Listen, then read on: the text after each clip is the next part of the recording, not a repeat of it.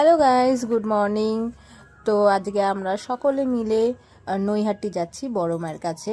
কিছু কারণবশত নৈহাটি যাওয়া হচ্ছিল না, তো আজকে যেতে পেরেছি বড় মায়ের কাছে পুজো দিতে।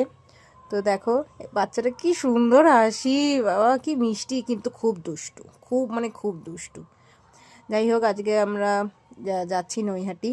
তো ট্রেনে উঠে পড়েছি, আর ট্রেনে সবাই দেখো, সবাই এই ক্লিপ জুয়েলারি এগুলো সব দেখছে, কিন্তু এখান থেকে আমরা নিয়েওছি, সেটা আমি নেক্সট ভিডিওতে দেখাবো।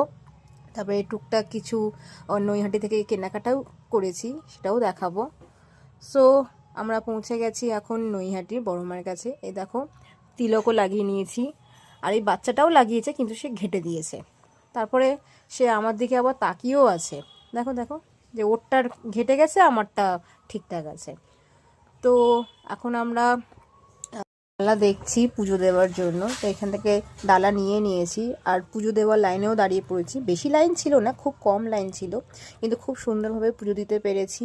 তারপরে পুজো দেওয়ার পর একটুখানি মায়ের ফটো ফ্রেমও দেখছিলাম, ফটো ফ্রেম নিয়েওছি। তারপরে এখানে টুকটাক কিছু খাওয়া দাওয়া করেছি, গঙ্গার ধারেও গেছি, আর এখানে পা ঝুলিয়েও কিছুক্ষণ থেকেওছি, খুব সুন্দর লাগছিল।